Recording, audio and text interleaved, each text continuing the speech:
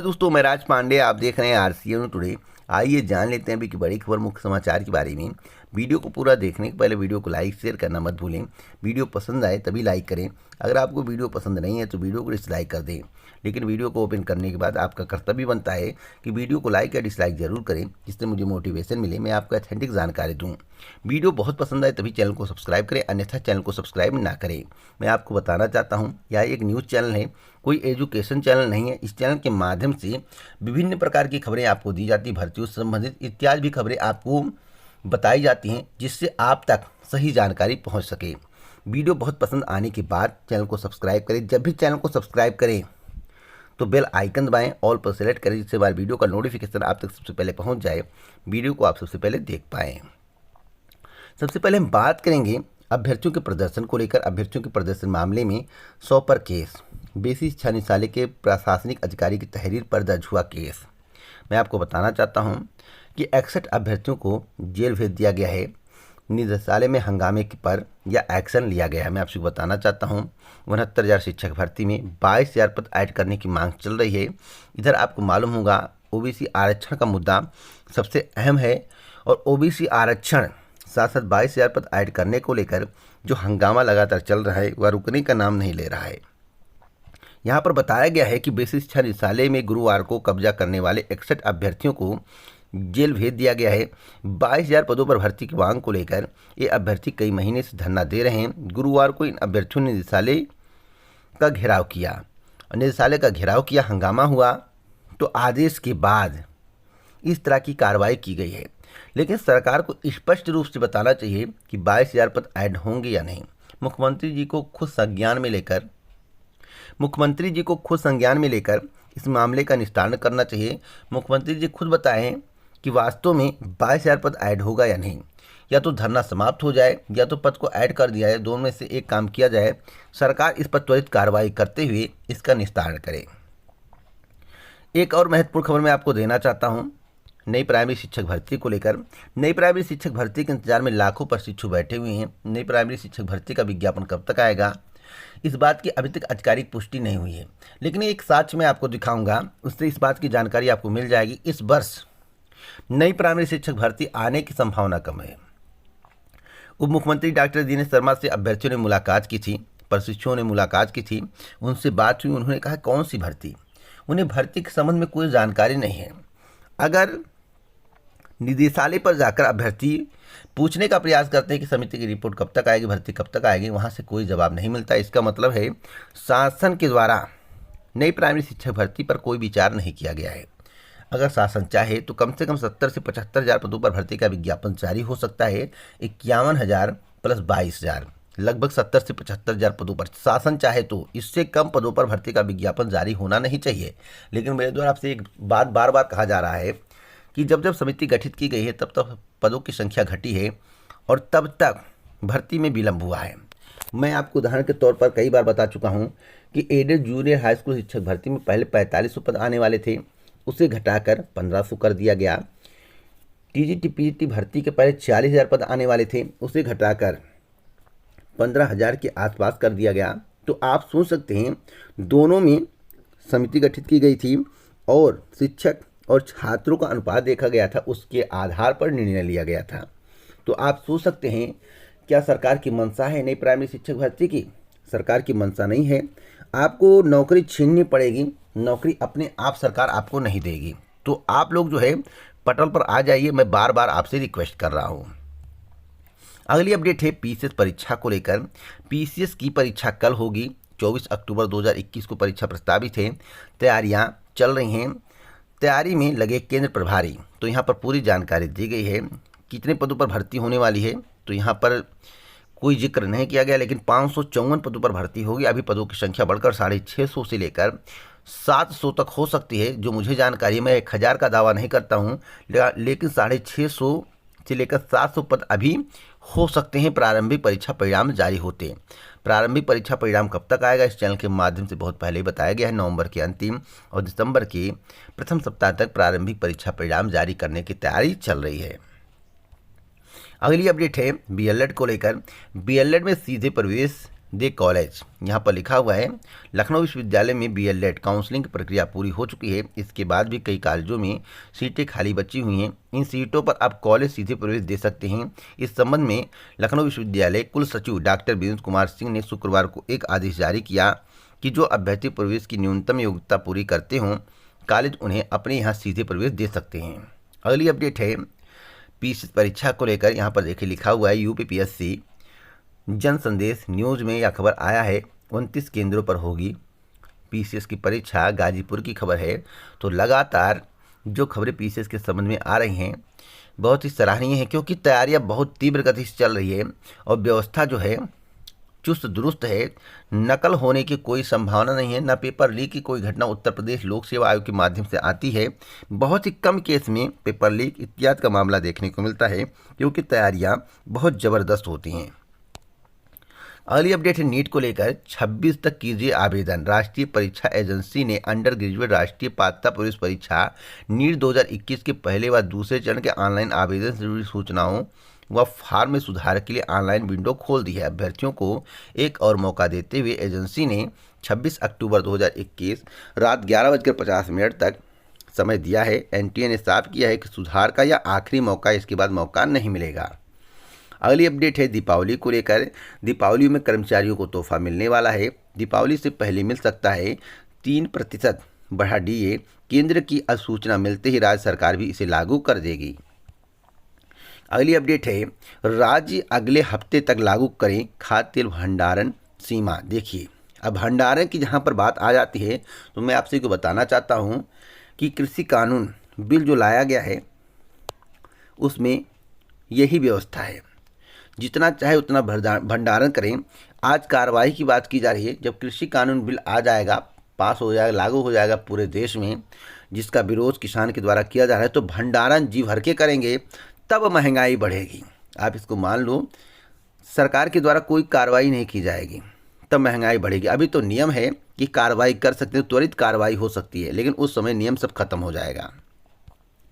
अगली अपडेट है सेमेस्टर परीक्षा को लेकर। सेमेस्टर परीक्षा के लिए पंजीकरण शुरू।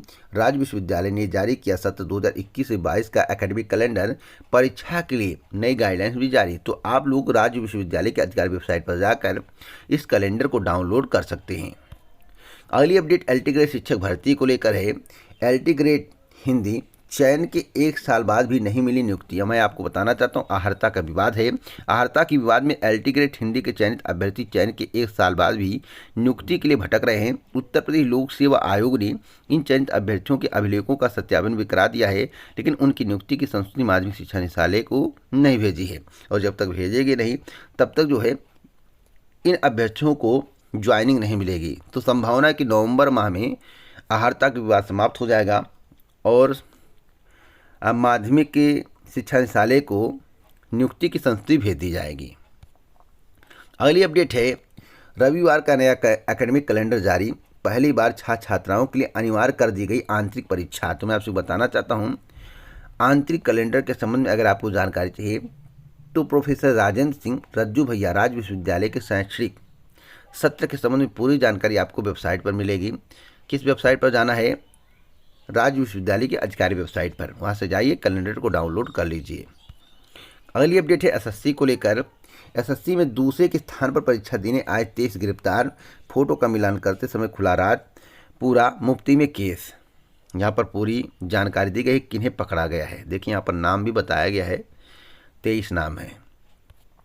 अगली अपडेट है जूनियर हाई स्कूल शिक्षक भर्ती को लेकर। जूनियर हाई स्कूल शिक्षक भर्ती परीक्षा की उत्तरमाला जारी कर दी गई है।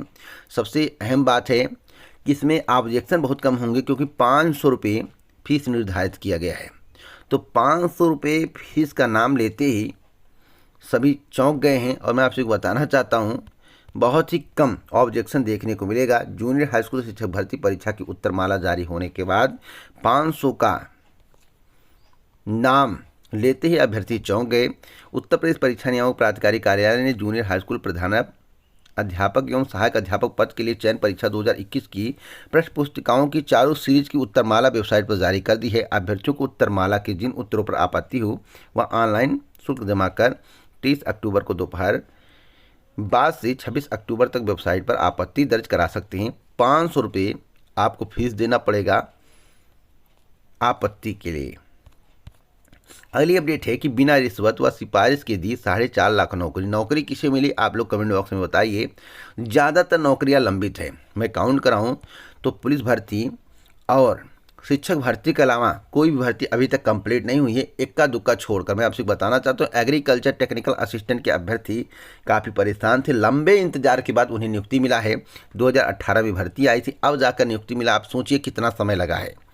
तो यहाँ पर बिना रिश्वत की जो बात की जा रही है, बिना सिफारिश की जो बात की जा रही है, 4.5 लाख नौकरी की जो बात की जा रही है, मैं आपसे बताना चाहता हूँ यूपी SSSC में सबसे ज़्यादा भर्तियाँ लंबित है और सबसे ज़्यादा भर्तियाँ यूपी SSSC के माध्यम से आई हैं। तो आप सोच सकते हैं कितनी भर्तियां कंप्लीट है। मैं काउंट करा देना चाहता हूं आपको। लोअर PCS 2019 की मुख्य परीक्षा हुई, अभी कंप्लीट नहीं हुए। लोअर PCS सेकंड यानी कि लोअर 2 की परीक्षा, लोअर PCS की दोनों परीक्षाएं अभी कंप्लीट होने की संभावनाएं कम हैं। साथ साथ जूनियर असिस्टेंट भर्ती परीक्षा 2019, मंडी परिषद, एक और भर्ती परीक्षा है, आपको मालूम होगा होम्योपैथिक फार्मासिस्ट, जूनियर इंजीनियर की परीक्षा नहीं हो पाई है 2016 और 2018। फास्ट गार्ड की परीक्षा नहीं हो पाई है, ASO की परीक्षा नहीं हो पाई है, नलकूप चालक की परीक्षा नहीं हो पाई है। तो कितनी परीक्षाओं का नाम मैं आपको गिनाऊं। वीडियो भर्ती 2018 आई थी, धांधली के कारण परीक्षा को रद्द करना पड़ा। तो जितनी भी भर्तियां मैं आपको बता रहा हूं, एक भी भर्ती कंप्लीट नहीं है, सभी लटकी पड़ी हैं। तो सरकार के दावे खोखले नज़र आ रहे हैं। जब तक भर्तियां पूरी ना हो जाएं, 4.5 लाख का आंकड़ा पूरा नहीं होगा। सरकार भले ही आंकड़े दिखाए, आपको मालूम होगा दरोगा भर्ती आई है, वह भी अभी तक पूरी नहीं हुई। इस वर्ष कितनी भर्तियां पूरी होंगी, इसी वीडियो में मैं आपको जानकारी दूंगा। अगली अपडेट है पुलिस कांस्टेबल भर्ती में OBC महिलाओं की नियुक्ति का निर्देश। हाईकोर्ट ने कहा सामान्य वर्ग की चयनितों से अधिक अंक पाने वालों की नियुक्ति का हक। तो फिलहाल हाईकोर्ट ने आदेश दे दिया है। अब आगे की कार्रवाई उत्तर प्रदेश पुलिस भर्ती एवं प्रोन्नति बोर्ड के द्वारा की जाएगी।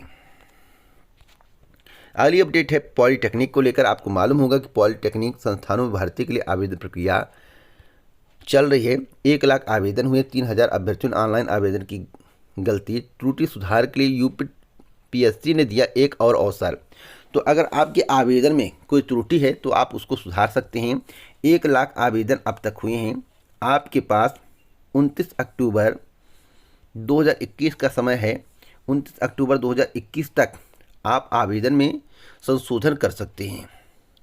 एक और महत्वपूर्ण है, आयोग ने राज्य कृषि सेवा मुख्य परीक्षा के लिए मांगे आवेदन। तो आवेदन प्रक्रिया शुरू हो गया है। 10 नवंबर शाम 5 बजे तक या इससे पहले उत्तर प्रदेश लोक सेवा आयोग की डाक माध्यम से या व्यक्तिगत रूप से उपस्थित होकर आयोग के गेट नंबर 3 पर स्थित डाक अनुभाग के काउंटर पर यानी कि पूछताछ काउंटर पर उपलब्ध कराना सुनिश्चित करें। तो आप लोग उत्तर प्रदेश लोक सेवा आयोग की आधिकारिक वेबसाइट पर जाकर इस नोटिस को डाउनलोड कर सकते हैं। उसमें सारा दिशा निर्देश दिया गया है। अगली खबर BPSC की है। BPSC के द्वारा 67वीं का नोटिफिकेशन जारी किया गया। अब PET परीक्षा तिथि का इंतजार है। आपको मालूम होगा कि PET परीक्षा पहले 15 दिसंबर 2021 को प्रस्तावित थी और इस चैनल के माध्यम से आपको बताया गया था कि बिहार पंचायत चुनाव के कारण आदर्श आचार संहिता के कारण परीक्षा तिथि में परिवर्तन किया जाएगा और कर दिया गया। इस चैनल के माध्यम से 2 दिन पहले आपको बताया गया था कि परीक्षा जनवरी 2022 के अंतिम सप्ताह या फरवरी के प्रथम सप्ताह में होगी। जो बताया गया वही हुआ। 23 जनवरी 2022 को परीक्षा कंडक्ट कराई जाएगी। यहाँ पर लिखा हुआ है, आप देख सकते हैं। अगली अपडेट है बिहार में शिक्षकों की बहाली के लिए जारी होगा नया शेड्यूल। यहाँ पर पूरी जानकारी दी गई है। शिक्षा विभाग ने स्थगित की नियोजन प्रक्रिया क्योंकि चुनाव आयोग ने परमिशन नहीं दिया। पंचायत चुनाव के कारण इतना डिले हो रहा है। तो जल्दी आपको शेड्यूल देखने को मिलेगा। यहाँ पर एक महत्वपूर्ण खबर है, झारखंड में 26,000 शिक्षकों की नियुक्ति जल्द। झारखंड के शिक्षा मंत्री जगन्नाथ महतो ने कहा कि राज्य के सरकारी स्कूलों में जल्द ही 26,000 शिक्षकों की नियुक्ति होगी, जबकि दूसरे चरण में 71,000 शिक्षकों की बहाली होगी।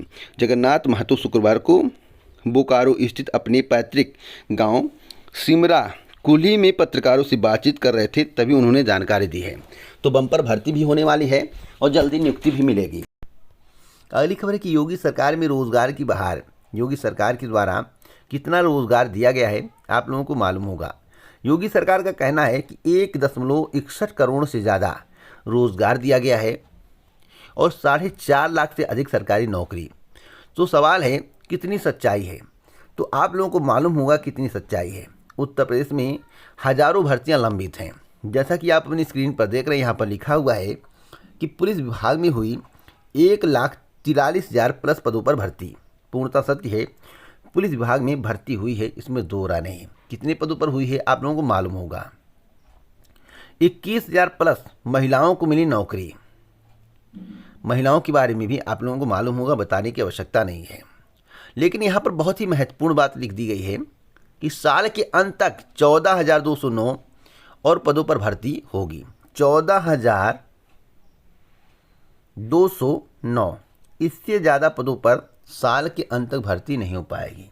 तो इसका मतलब है कि जो आप नई भर्ती का सपना सजोए बैठे हैं वह पूरा होने वाला नहीं है। यहाँ पर साफ साफ इसे देख सकते हैं। यहाँ पर योगी जी की तस्वीर है, विकास की रीत सबकी जीत।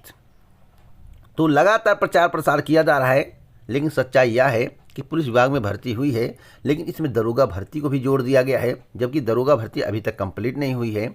साथ साथ 14,209 पदों पर भर्ती होगी साल के अंत तक। यह भी अभी कंफर्म नहीं है कि भर्ती हो पाएगी, लेकिन हाँ, इससे ज़्यादा भर्ती होने वाली नहीं है। और यहाँ पर एक महत्वपूर्ण बात लिखी हुई है, दरोगा भर्ती में योगी सरकार ने बनाया रिकॉर्ड, एक साल में निकाली सबसे ज़्यादा 9,534 भर्ती। यह पूर्णतः सत्य है। जितना भर्ती योगी सरकार के द्वारा निकाला गया है उतनी भर्ती पिछले सरकार में नहीं आई थी। यह पूर्ण सत्य है, इसमें दो राय नहीं। इस कार्य को हम सराहते हैं, योगी सरकार के कार्य को हम सबके सामने सत्यता के रूप में प्रस्तुत करते हैं कि वास्तव में योगी सरकार ने जो किया है कोई नहीं कर पाएगा। लेकिन वर्तमान सरकार के द्वारा जितने भी दावे किए जा रहे हैं वह फेल होते नजर आ रहे हैं। भर्ती निकालने में महानता नहीं है, भर्ती निकालने में महानता नहीं है, भर्ती को पूरा करने में महानता है। अगर आप भर्ती निकाल कर भर्ती पूरा ना कर पाए 5 साल तक, तो आपकी भर्ती निकालने का क्या फ़ायदा। ज़्यादा से ज़्यादा लोग ओवर एज हो जाएंगे। और मैं आपको बताना चाहता हूँ कि 9,534 जो भर्ती है दरोगा की, या इस वर्ष कंप्लीट नहीं होगी। इस वर्ष परीक्षा हो जाए तो बहुत बड़ी बात है। वैसे 20 नवंबर के बाद परीक्षा कराने की तैयारी चल रही है। परीक्षा हो जाए तो बहुत बड़ी बात है।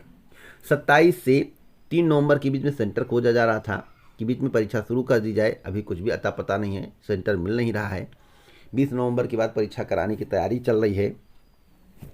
तो परीक्षा हो जाएगा तो यह भर्ती जो है सितंबर अक्टूबर 2022 तक कंप्लीट होगी।